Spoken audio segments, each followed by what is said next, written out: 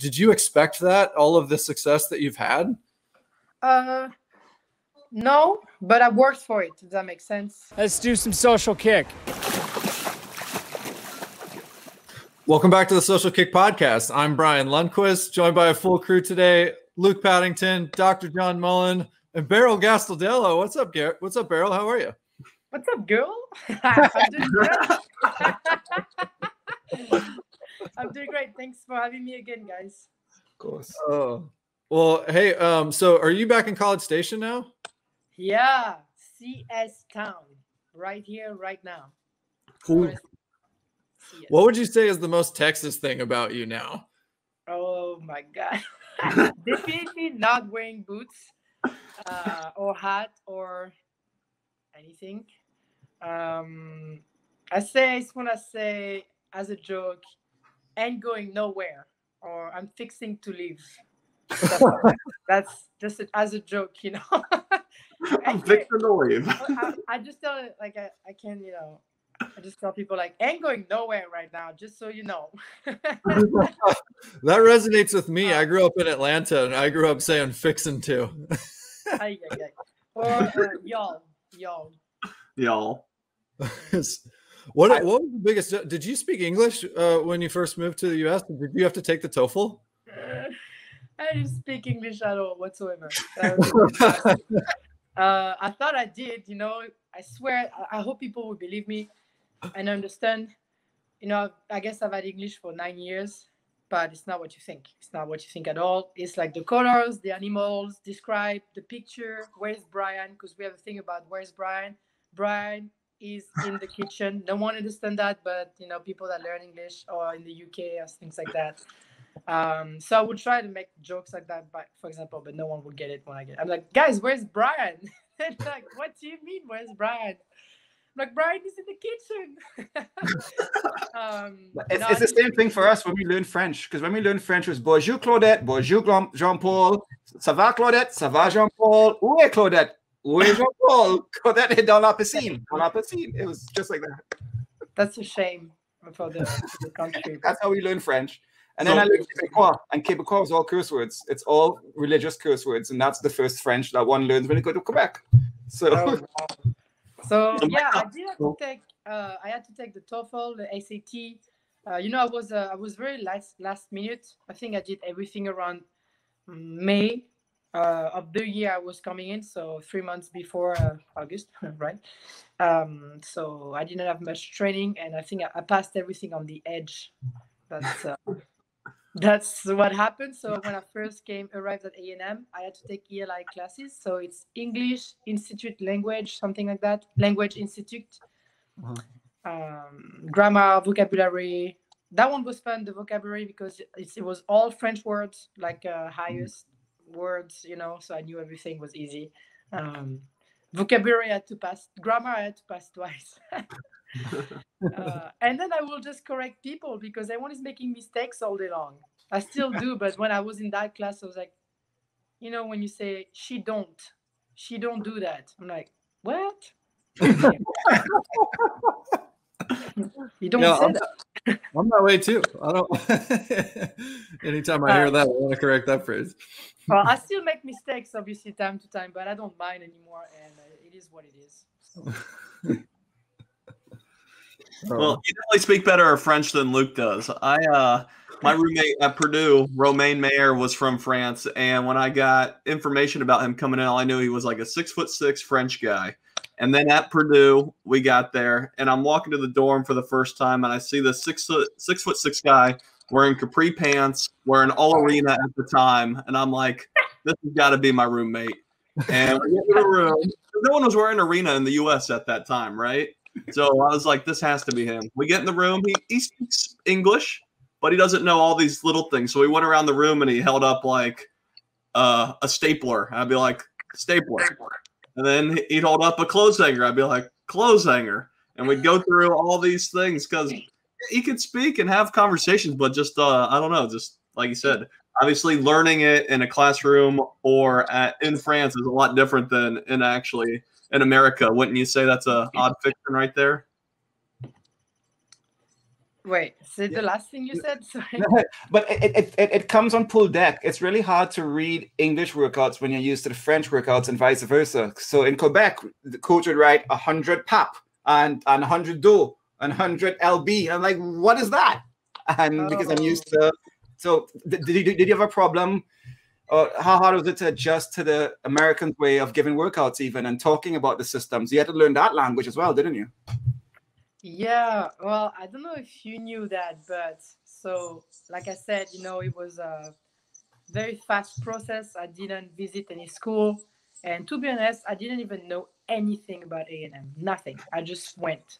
It was kind of crazy. No idea about the program. No idea. You know how everyone is making which I understand, a big deal about choosing the right school for them, the right program. I'm like, I had no clue. All I knew is that it was 25 yards. And I was like, oh, it's weird. I don't know if I can do that.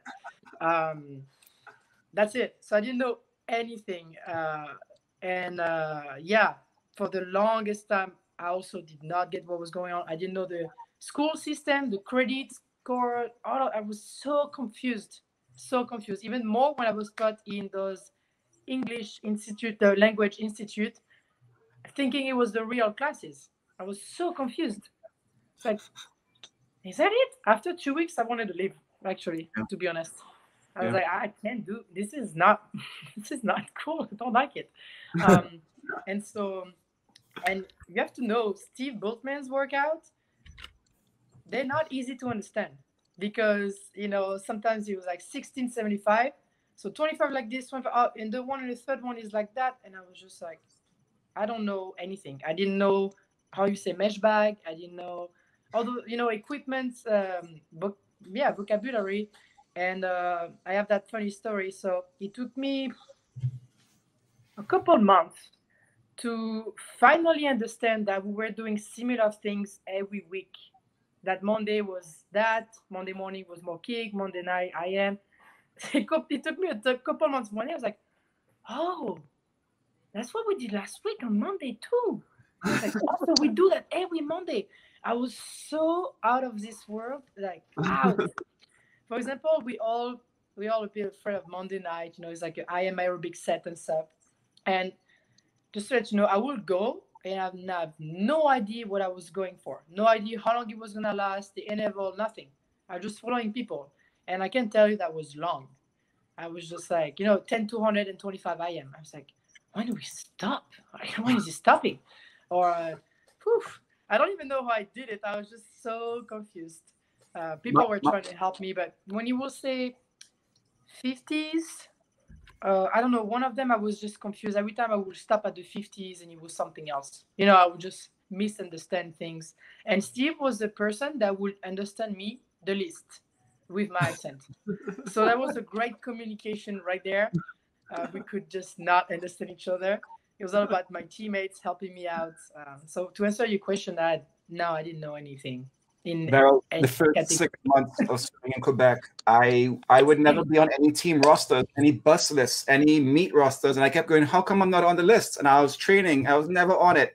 And I remember the physio at one point was treating my shoulder. And he goes, wait, your name is Luke? I'm like, yeah, my name is Luke. For 6 months, the head coach for my name was Paul because he didn't understand me or my accent. So I looked like a Paul. So he wrote Paul on all the team trips. Oh, it was crazy. But however, swimming was my place where I could also feel at home. So how was that to you? How did swimming negatively affect your swimming then, but also it gave you a comfort place to be in the water and be at once? I mean, a language you did speak was swimming? Actually, I really like that question, actually. I tried to remember because it was already around 6 or 7 years ago already. And that period was a bit foggy in my head. That makes sense because I was just not there. I just was in my head in French. And I was like, I don't know what's going on, but just keep going and see. But yes, to answer your question, definitely the only thing I had for me was the glide in the water, just feeling at home in the water, doing what I know how to do. But other than that, it was a bit hectic, you would say, I guess. Hectic. Something like that. Why did you go to A&M in the first place? Like, where else were you looking, and how'd you end up there? So like I said, I did not really have a recruiting process. They were one of the last that still had a full scholarship saved, and that didn't want to give up because it was a bit complicated being so late in the game, scholarship wise, also with the funding, other stuff, school to get into, the sorry, my dog school. So when I called Steven, I just had a good feeling about it, a good intuition. So I just went there. It's as simple as it is. Yeah, it's kind of crazy. It just was a flow. No time. They really wanted me. They did everything they could to get me, and so I was like, okay, I'm going there. I think I talked a little bit with Tennessee, Texas, so UT, Tennessee, and I barely remember. I was so confused. Everything was confusing for me. What are some things that you were doing that you learned in Texas A&M training that you had never been doing before and you think made you better? Actually, I thought you were talking more about the transition coming from France to Texas, the country, because everything is bigger. I think it was an adjustment that way as well. But yes, it's completely different. How do you call that? Not physiology. Basically the philosophy of training is completely different. In France, it's way more European, obviously, and by that I mean much more personalized. So, and the approach of the coach is very different in the way that is way more involved in each swimmer, and he is gonna come to you. Whereas I feel like in the US, obviously it's more a mass thing. You're in a team with 40 people. You have to approach your coach if anything, more likely, I guess. So in that is very different. And even though I still see it when I go back home, how they all have very different, they even all have different sets sometimes because that's what they need. So it's very different, and you like it or not, it's for you or it's not for you. I think that is something that works very well. But for example, for me, I need more of that freedom that I get in the US, especially with my coach, Jason Calanot. Is more of an artist. And, it's stressful for me that someone is always on my back or is telling me, that's the theme of the week. This and that's going to happen. You have to go, you have to do this and that. With Jason, I don't know any of that. Sometimes I need a bit more stricter, obviously, but he's very helpful. So that's very different. It's almost opposite, but both have been proven to work very well. So it's more like what you prefer, what works best with how you are, right? Does that make sense? Yeah, I mean, has that changed as you've aged? Obviously, now you're beyond, the college portion of your career and swimming, maybe the best you've ever swam. So, how have you crafted that into your professional career? Are there some elements from sort of both coaching worlds that you've pulled in? That's what I'm trying to do right now. So I've been talking with Jason, and I'm doing different things on the side as well, outside of the pool. But I'm going to try to bring in a bit more science, not too much. We won't do the Albrecht testing or things like that, but we do something similar that Jason has been. He's done his own thing that works, and he likes it, so I trust him on that. Then I bought something like now you gotta put on your swim cap, that tracks I think how much you swim, your strokes, and all of that. Working on that, and sometimes some lactate testing, but we haven't really developed that yet. We're just talking about it, making moves slowly. That's it. That's about it. I just need basically a little bit of that, but what I have is already perfect. It's just to bring. Basically, there's two sides of me. There's the one that really needs to know everything, very organized, and the one side that is super flexible and needs to chill. So it's confusing because I'm always in between, and I have to go with intuition. It's actually something I've learned about me that helps me a lot because I will always not understand me. I was like, how is it that I need to know what I'm doing in 5 years and that I can't help it but live day by day? It doesn't make sense. So now I understand that. It is the same thing in the pool. It translates. So we go with it by intuition, what I feel like. And now I'm going to have more tools to play with. So I'm excited about that. So I think in a way I brought that more of the science side from European coaching style. If that makes sense. I was going to ask, you answered the question, like, why are you still there? I mean, the world's your oyster right now, and you can go anywhere, but it's because you both have adapted, and you've almost become part coach as well of yourself. I mean, that's the main thing. It seems that it's really good, nice you've adapted and evolved with Jason. I mean, so that's changed. I mean, even though where you are hasn't changed, that's changed, hasn't it, to the better for you? So you asked me why I'm still in college station? That's what you said? Yeah, I was going to, but you answered it. I'm like, well, why are you still there? You did your college, you blowing up on international scene, you swimming for the French. I mean, why are you still, you could go anywhere. I mean, a lot of people do change, but you love it because of your coaching, of your environment, and it's changed and adapted to you. And you guys have grown together, and I love exactly. That. Yeah. That's obviously a question I've asked to myself because college station is very nice, but there's something weird about this place. It's you want to go away, you want to get out, but in a way, there's everything, and it's kind of nice. It's kind of awesome, actually. I don't know what to explain. It's super weird. I've been here for 6 or 7 years. I would never thought I would still be in College Station, Texas by now. But like you said, things have changed. I obviously changed coach. I was with the girls team and Steve, both men, and now I'm with the guys team. Not in this moment, now for the past year, actually, if I have to say something. But I'm with Jason Kalanog and Jay Holmes. So that brought some, it refreshed things too, completely different training that is more fit for me. It suits me better, obviously. Suits me better. And yes, like you said, we're growing together. Obviously, it's not easy all the time, but I've thought about leaving at some point. But the grass is not greener most of the times. And I also have a coach that I do. So I do weightlifting with him. He's some sort of, I'll say PT, but it's not really a PT. We do elder myofascial stretching. And now he actually bought the gym with my good friends, the gym I go to. So it's just like home. I have my friends here. Why leaving? There's everything. I'm improving, and so I've asked myself that question. And actually, since I came back from Europe, coming back from Europe was the moment I decided that I was gonna stay here for a long time. I would say, for the moment at least, I have everything lined up for me to be the best I can be, or I created everything, and it was hard and it took time. So no, it's not the time to leave, if that makes sense. That was a long answer, but I think it definitely makes sense. But like you said, it's easy to think grass is always greener. Over there, they have this, they have that. Like you said, you've developed these relationships, you've developed a life there, a routine there. And like you said, and as we saw in ISL, you're still improving. Why mix a bunch of things up if it's still getting better and you're still improving? So I'd love to learn more about what you're working on technically in the pool to keep getting better here, moving into the long course season.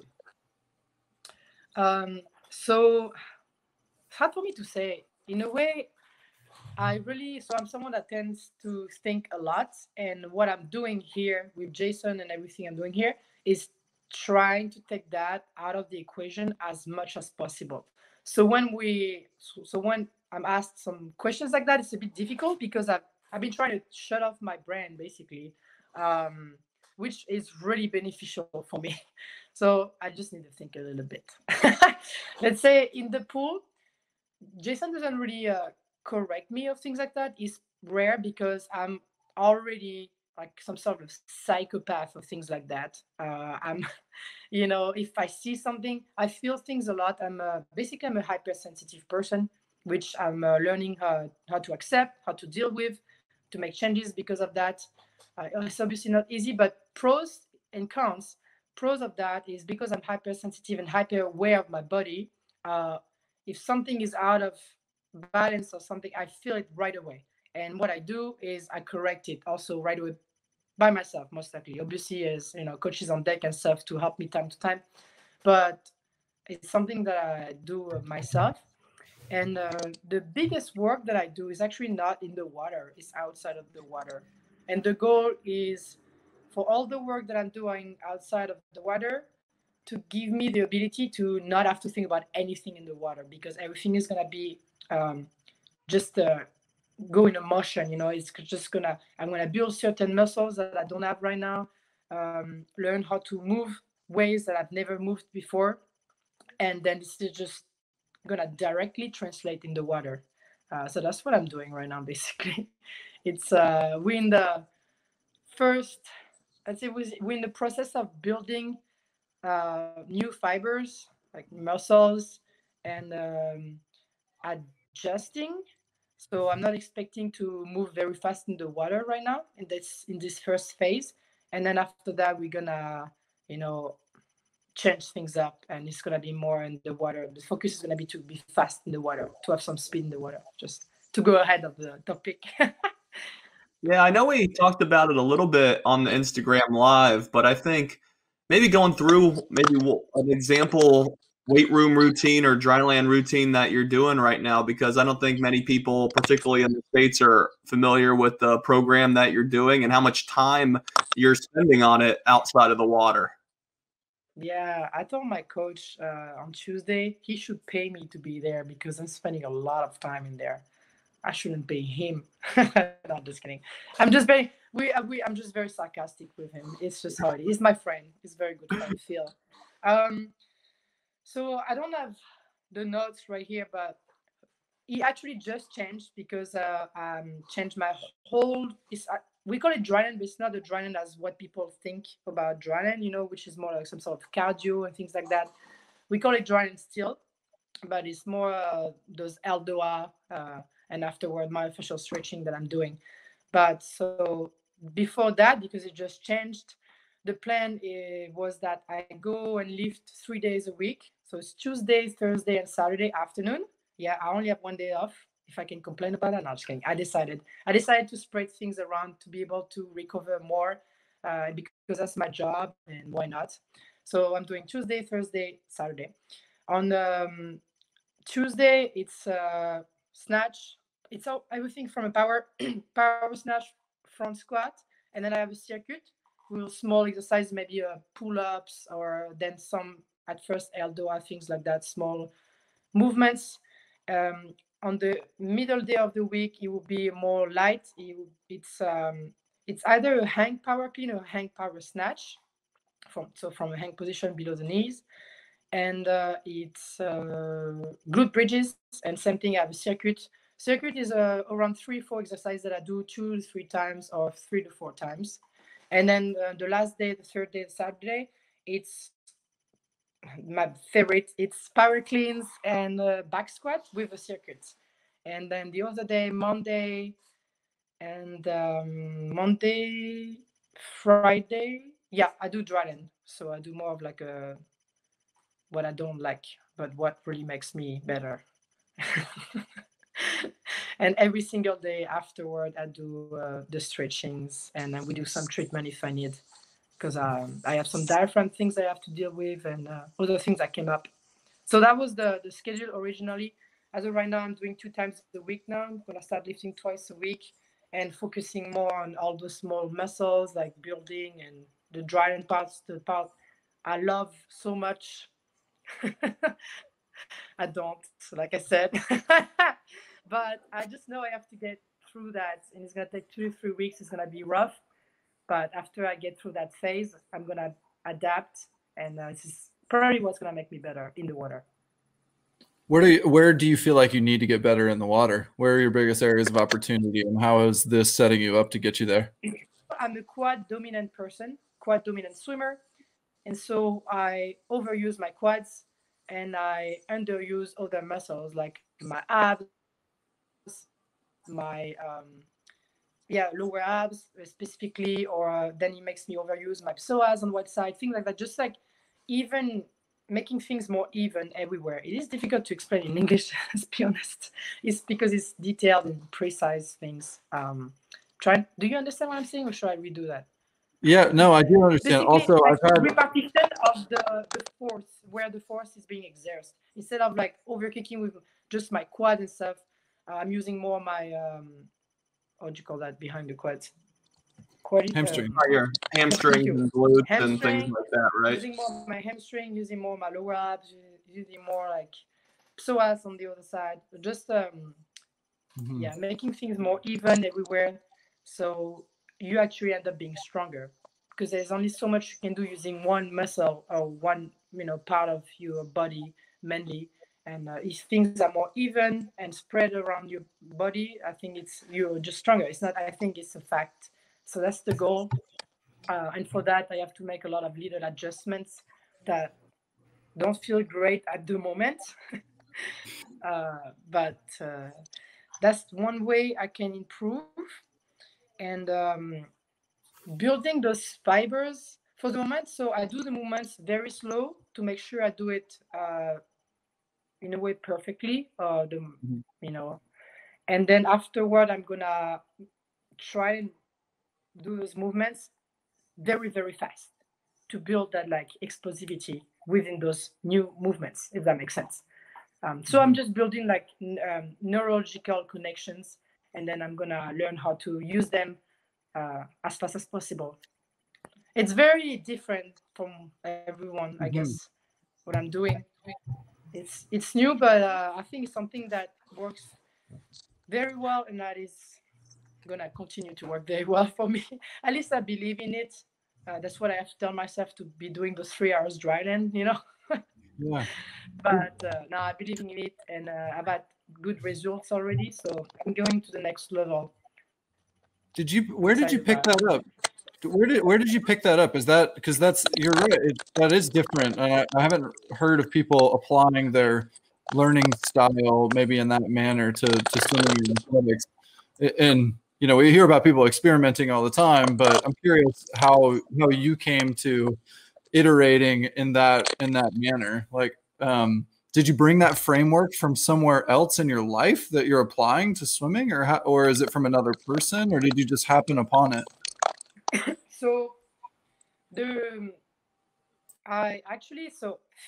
Philip Scruggs, my coach, I met here. He actually was working at A&M for the longest time when he was finishing up his doctorate and things like that. And then he has been doing those courses so it's the LDOA, everything LDOA, myofascial stretching. And what's crazy is that the person who invented all of that is actually French.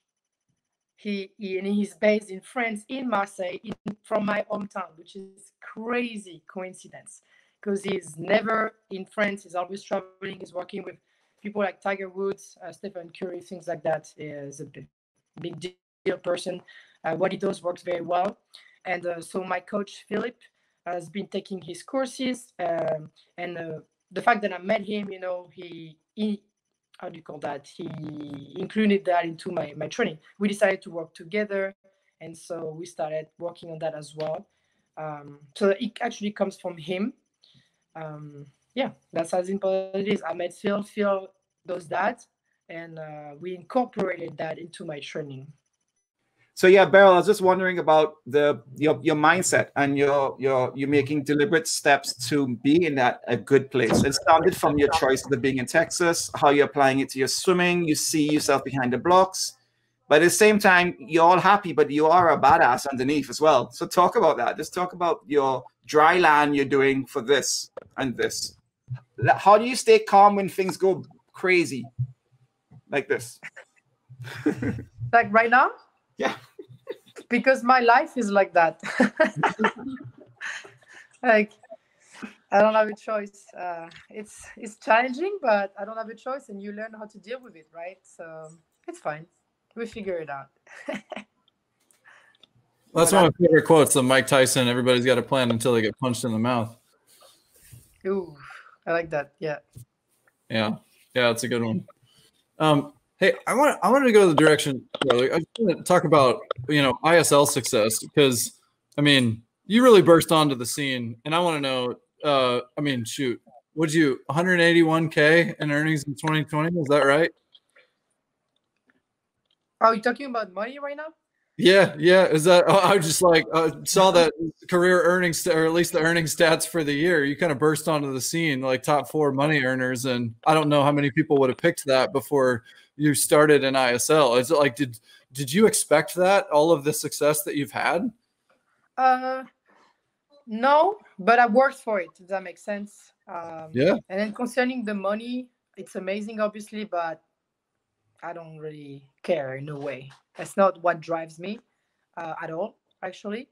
Um, but yeah, what I want to say is I really worked for it, mentally, physically. That's what I was gonna say to Luke, because I did not really get to answer with the technical issues. Is that um, I'm working with a mental preparator on the side. I also have a psychologist, um, and so I'm taking care of that mental side of things. And recently, I've made huge moves forward, and that is just by changing my perspective of life. Turning everything into positive, accepting. Obviously, things are still changing. Actually, even today, yesterday was a bit challenging, but that really helps, and that also directly translates into the water because I'm feeling better in my shoes. If it's the same thing in English. I had to deal with a lot of difficult life things, and I still do actually. Unfortunately, things are still coming up to me. But then my goal is to keep growing in the meantime, and it's challenging because I'm just trying to be at peace and happy, but sometimes you have to go through phases that are not easy. And that's what I know at the end is going to make me even stronger and even better at everything I'm doing right now. So that's something I've learned the hard way, is going through sufferance and things like that. At the end of the day, you have two choices, like we hear everywhere. You let yourself go, or you just fight and step back up even stronger. And that's what I keep doing. I'm never gonna give up, and so I keep. I'm excited in a way, which might sound weird, but now I know that after all of that, better things and greater things are coming, because it is what it is. You're just learning, and every time you learn, you just grow, and every time you grow, something is evolving and stuff. So yeah, lots of change for the better. Yeah. So yeah, it definitely sounds like it. And obviously working with, mental health professionals and things like that is becoming more common and more accepted, we'll say, in sport. Was this something you kind of sought out on your own, or you and the coaches thought this would be a nice supplement? It's more something that I did on my own. The coaches don't really interfere with things like that. As part of the team, when you're in university, obviously, if you have issues, they strongly encourage you to use the resources they have. But now that I'm not in the team or anything anymore, obviously, it's something that I'm doing on my own. And that's something that started actually back when I was in Marseille in 2013, because obviously my dad had an accident in 2013. I lost him 2 months before the Olympics in 2016. And then I started working with someone that's called Thomas Samut. And then when I was in here, we just kept in touch maybe a few times a year. That's it. And now since August, we just started to work together, and he actually built a team around me. So it's 3 people, including him. Then I have someone that's doing yoga with me, and I have a coach that is analyzing my races and giving me more of that scientific side of things. And he's also, obviously my main coach is Jason, but he's just giving some of his tools to help us. So I have a team, and I feel great because I've never had a team like that around me, as I feel really much like a professional now. And that has been working a lot, because we just work in a harmony, all together. And then now I connected them with Jason. So everyone is connected, and that feels great. that feels satisfying, that everyone is connected and going the same way. Everyone thinks the same. They have the same vision. That's been working, and I'm excited to continue that. I was just going to say, one thing these times are telling us that family and creating a family is just so important to drive us forward. And sorry to hear about your father. I didn't know. Talking about the Olympics, there's so much unknowns that as an athlete you got to deal with. But I mean, the first thing, say we have an Olympics. I did say one of the most exciting swims I'm looking forward to is to see you swim long course in the Olympics. I don't know what it'll be. I'm just excited. But there's a lot before that. The Olympics have to happen. You have to qualify. I mean, what's the A cut? It's a 24/7. There's Melanie. There's these people in the 50. There's the Phi. What's your plan? When are trials? What's your goal? How are you dealing with that? How's the French dealing with the team selection? What's going on? So, say all goes to plan. We have no idea. Oh, you didn't know? I actually had nationals in December. Yes. So the first, it's a bit complicated. They decided to create a window of qualification, which is the first time ever for the French Federation. Oh. So we had nationals long course in December, early December. And then they made the Olympic cuts way faster. So they, for example, it was almost a full second faster in the 100 free. You know, if it was 53, 53, 53, 53, if I can say it, instead of 54.3 or something like that. So it's way faster. And basically, they gave a chance until March 31st. Whoever made the French cut and is the first person is going to be qualified for the Olympics March 31st. But then, so that's what I've achieved. I won at nationals. I went 53.40. In the meantime, now, if someone is swimming faster than me, they're taking my spot. So I'm pre-qualified, if that makes sense. That's what they've been doing. There's a lot of things going on in France. Obviously, they're going back into a lockdown, things like that. I'm following, but from far because it's complicated and I have stuff in my life already, you know. That's at least in the US. In here, we're pretty good because there's if we take away the students, for example, here there's no one anymore, so it's nice. Yeah, that's what they've been doing, and then so from nationals, only 4 people made those cuts.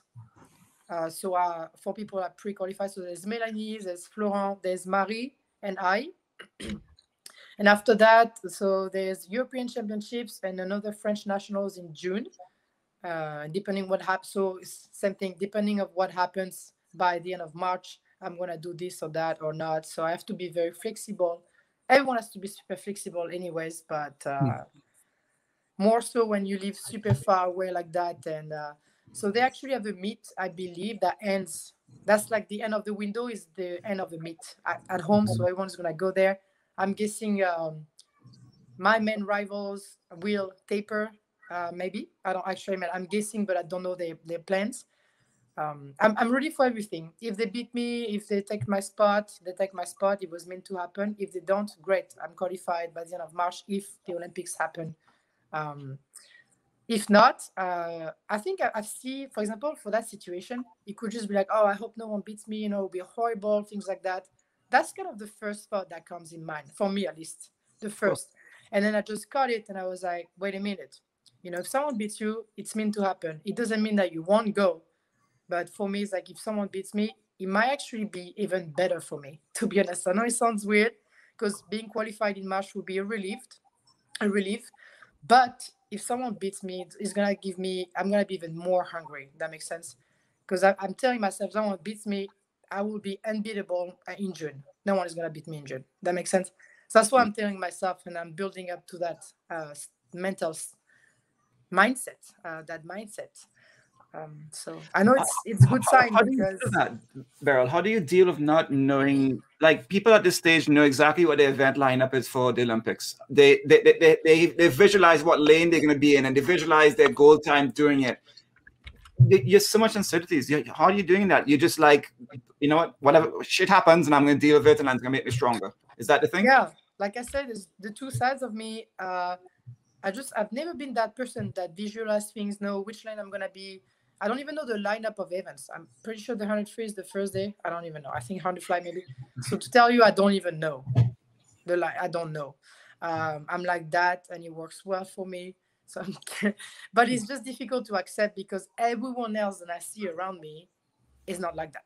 That makes sense. There's probably someone obviously that I don't see. I'm not the only one. But that's been a challenge. For example, that's what also pushes me to not look outside of what I'm doing because I'm just different. We are different, and that doesn't work for me. So in that way, I feel like I'm more flexible than someone that needs so much structure in a way, even though part of me would love to have a bit more structure. I'm just going with the other side that is pretty chill and just goes with the flow. Just get up and race when you need to. Yeah. Yeah, right now that side is. I gotta hop off, guys, but good stuff. John. All right, see you, John. Bye, John. Yeah. The French system, if you qualify in the 100 free, when you do, are you able to swim the 100 fly? You got to qualify in the 100 fly as well, etc. Like what are they doing with the other events? Because you swim everything except breaststroke, which is not a stroke. I'm smiling because I need to call my federation to ask this question. Because it's tricky sometimes. I think sometimes, say, if you make the A cut in one, they let you swim the other one if you have the B cut. If the other swimmers are not qualified, it gets really complicated. So I'm guessing it's gonna be something like that. But yeah, I don't know. That's the thing. I haven't, like I said, I really have. For the moment, I have other things to deal with, so that's not the priority for me. All right. Well, what do you want to swim? What do you want to swim? I mean, what's your favorite shit? You want to say it was in the Olympics that you're going to swim against me and Brian, and you can say, Béryl, you're going to race us and fly back or free. Which one do you want to? Which one do you enjoy? I would say 100 free. Yeah. Cool. I think with like let's say sort of the discoveries that I've made, the way my body works, like with motricity and everything. It looks like the freestyle is the stroke that is, how do you say that? Let's say my shit is the 100 free. That's it, actually. Let's make it simple. Even the way I move in the water, the way I move outside of the water is confirming that freestyle is just the best for me. The stroke I can do the most in. James Gibson said on a recent talk of us that he thinks that the women's sprint world records are soft. Like there's a lot to be, and there's a big breakthrough coming. And he thinks it comes down to straight arm freestyle, the strength in women's swimming. And I mean, he coaches Nomi and Sarah. How do you think? We're excited to speak to you because you're working in your strength and your connections and and the small things that make you more connected in your freestyle. Do you agree that you think a big change might happen in your freestyle, where you're going? Yes, that's the goal. After it's, I'm someone that, let's say, to give you a perspective, I met someone that has been asking me if I see myself winning that gold medal in the 100 free at the Olympics. And I said, not for the moment. And he was like, what?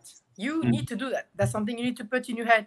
And it's a long explanation, but it just is not the moment, for me. And I cannot force things. But I agree. I'm doing everything for a big drop to happen, right? That's what I'm doing right now. And it's obviously challenging and it's tough because for me, as long as I've not done it, it's hard to be like, I'm going to do it. I don't know how to explain. It's not like I don't believe in me, but I'm just too humble, if that makes sense. It becomes a bit too much time to time. So I just keep things for myself, but it's not like I don't believe it. I just won't put it out there. I just think, like we said, actions speak louder than words. So I just want to do things because as of right now, I don't think my career has been crazy. I'm very hard on myself. Yes, I did good at the ISL, but it's not what I want to achieve in the long term. Which is what? Which is longevity. Really swim into your 30s and just keep being on top and enjoying the sport and loving it?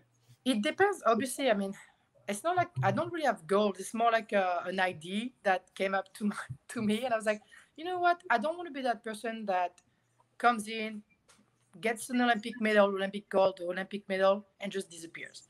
Which obviously, props to these people. You're an Olympic champion, an Olympic medalist. It's amazing. It's just not what I want. I want to be on top for a long time. That would be. It's more important for me to stay there. It's just how I see things. And so what I'm doing right now, what I'm working on is to lead towards something like that because, I've never had major injuries at all. And with everything I'm doing, I most likely not going to have major injuries, but you never know. At least I'm doing everything for that to not happen.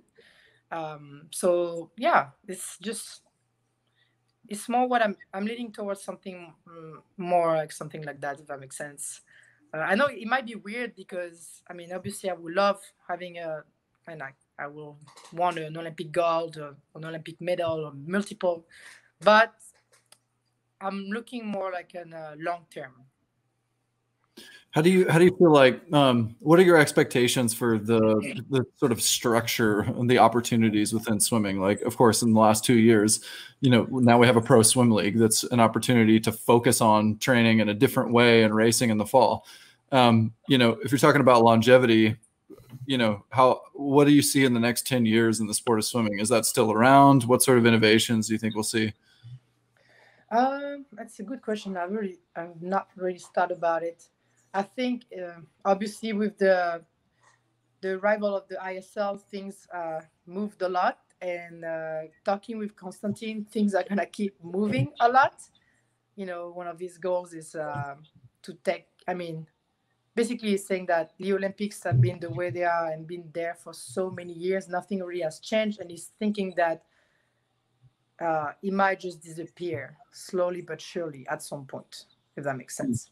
And the way he explains things and stuff, it makes so much sense. I cannot really recall and explain exactly how we discussed everything, but I think the future of swimming is something more similar to what the ISL is doing right now than the Olympics. It might be shocking to some people to hear things like that, but I just can't explain. I guess we have to see, right? We have to see. All that I say is just like, I've never had that much fun in my life than I've had at the ISL. But it's not only in the swimming, it's just as a person and just discovering people and everything, that social aspect that you don't really have at the Olympics because you're just there to perform and you just go, you leave, For example, so the fact that we had that bubble, the 6 weeks, really taught a lot to many people. And yeah, I'm going all over the place, but basically,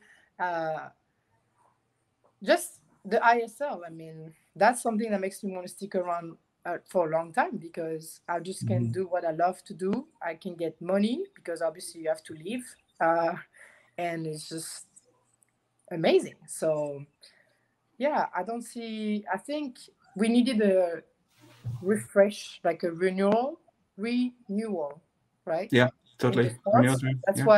That's what's happening right now. So we're leading towards a good direction, and even in terms of exposure, because people love watching swimming at the Olympics. However, it's only once every 4 years, so we need to be out there much more, just like basketball, just like soccer, football, things like that. It's important it's important for the sport itself and everything that goes around, No, you're spot on. And he talks a lot about being professional. He always relates it to football, the World Cup, and the clubs in Europe with football. And soccer is not big in the Olympics and NBA and for the Americans. But at the end of the day, it's creating environments that will make you happy and continue being happy. And we're just seeing too much depression linked with post-Olympics and too much pressure being placed of not making Olympics. I didn't make the Olympic team. And, I still feel it 24 years later. There's so much pressure. But, so I think the future of the sport is the future of loving the sport and loving what you do. And I think that's where it's at. Being professional or not, that's just the mechanism, the vehicle to continue having these swimmers not have to stop doing what they love to earn a living by being, doing a job. And I think so. Kudos to whatever iteration of the ISL continues. I think that's important. I always respected the French swimmers for that because the French clubs always, I remember they would pay, I swam for a French club once and they paid me to go to French nationals, like all expenses to go. This is the 90s. And that was good because they valued you and they value the money. And so I think that's where it's at. But Brian, you want to jump in some rapid fire? Yeah, let's do that and then close. So, cool. Béryl, what's the hardest race in swimming? I've not done all of them, so I've never swum a 2-fly. So I'm guessing it will be a 2-fly, but I don't know. I saw you in the skins, the third, fifth of your skins. You look dead. No, that was actually not bad. That was pretty. For some reason, it was not hard. Wow. Now the hardest race that I've raced, I have to say, it just depends, because I did another 2 a.m. and it didn't feel like that anymore. I've done a 4 a.m. I've done a mile, 1 mile. That one was the hardest because it was so long. After the mile, it was so long. I remember I was like, I just did 800 and I was like, oh my God, 700 to go. The most I've done in that time was probably 200. So Oh my God. I said the mile, just like mentally, it got me. Oh yeah, totally. Olympic gold, world record, or ISL overall MVP? That's funny. I have to say, talking about what we talked earlier, I have to say Olympic gold at the moment still. We value more of the Olympics. But that might shift. It actually will probably shift.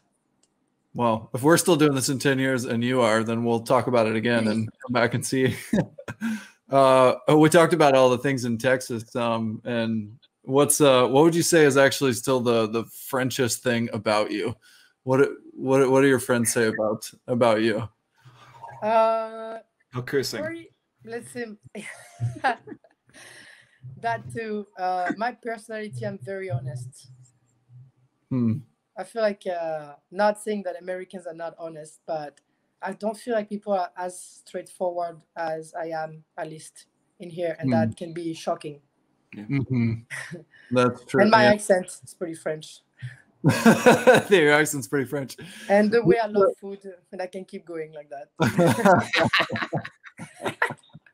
I would say the Frenchest thing about Fred Biscay was the way he said broccoli. Fred's in broccoli. Okay. I don't know. I just can't even broccoli. I don't know.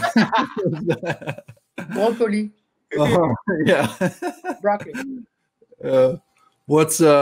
Who's the fastest woman in the world underwater 15-meter kick from a push? Me.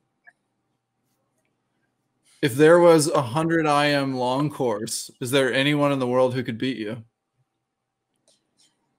Not at the moment. I love it. I love the confidence. I love the honesty. It's great. Béryl, that we'll end it there. It was great chatting with you. Yes, about my two biggest strengths that we've seen at the ISL. Actually, I want to go back on one thing. I said Olympic gold, but thinking about it, it's a tie with the world record, because world record means that no one before you has achieved that. So I really like that. Yeah. So I'm rough one. You're the first one that said a tie. We've asked maybe 40 people. Nobody said a tie. But I had to go back on it. You know what I mean? Because I did not agree fully with my answer. Well, hey, we look forward to seeing you go do those things when the time is right. Yeah, exactly. Yeah, like it. You got it. Right on. And if it's not now, it's not now, but it's gonna be later. Exactly. So we'll see. Yeah, the main thing is to enjoy, have fun. That's it. Just I want to actually talk about that, because someone have asked me if I win the lotto, like $150 million or things like, what would I do? What would I change? How would be my life? Yeah. How would my life be, I guess? And I just started thinking, I was like, whoa, well, first, obviously I would buy like a house for sure here or there. But I was like, what would I do? And it was very weird, because I was like, I think I would still like swim and just want to do what I'm doing. That was deep. That was very deep. And then basically that's where I realized that if you will be where you already are, or you close to that, your truth is right there, basically. Right. It means that you're doing what you want to do fully, what makes you happy, if that makes sense. Because when you bring in money, you can do anything. With that much money, you could do anything. And that's something I was very surprised. That just moved me. So I feel like maybe it will move other people to ask themselves that question: where would they be? What would they do? And if you don't really, obviously you change a few things. I would have a chef cooking for me 100%, things like that. But then if you're close to that, you're just at your truth right here and right now. And I thought that was pretty deep. So I just wanted to share that. So you've won the lotto. A lot of people are close to their truth. Yeah, so I was gonna say, so it sounds like you have won the lotto. You are a lotto winner. I mean, exactly. To be honest, it's unbelievable. I like the freedom that being a professional swimmer brings to me. You have to know I only swim once a day, an hour and a half, 6 days a week. The rest of the time, obviously, I'm taking care of everything in the gym and stuff. But I feel pretty free and alive, because when you swim a couple doubles and things like that, you just I became a zombie. You know, I was just not living. I was surviving, and now I'm starting to live, which really changes everything. So yeah, I thought that was like cool stuff to think about. Maybe, I mean, obviously some people are probably thought about all of that, but I'm developing that spiritual side a lot in terms of energy, things like that. And that is changing a lot of things for me, bringing peace, bringing different perspectives, even more like it's exciting, to be honest. So that's a beautiful perspective. Thanks so much for sharing with us. We appreciate it. Yeah. That's it for this episode of Social Kick Podcast. We'll see you next time. Thanks, everybody. Hey, everybody. Thanks for hanging out with us. If you're enjoying Social Kick, tell your friends about it. And be sure to tell us what you liked by leaving a comment and subscribe wherever you get your podcasts. Follow us on Instagram at The Social Kick Podcast. Please subscribe to our YouTube channel, The Social Kick. And you can find all of our content on our website at thesocialkick.com.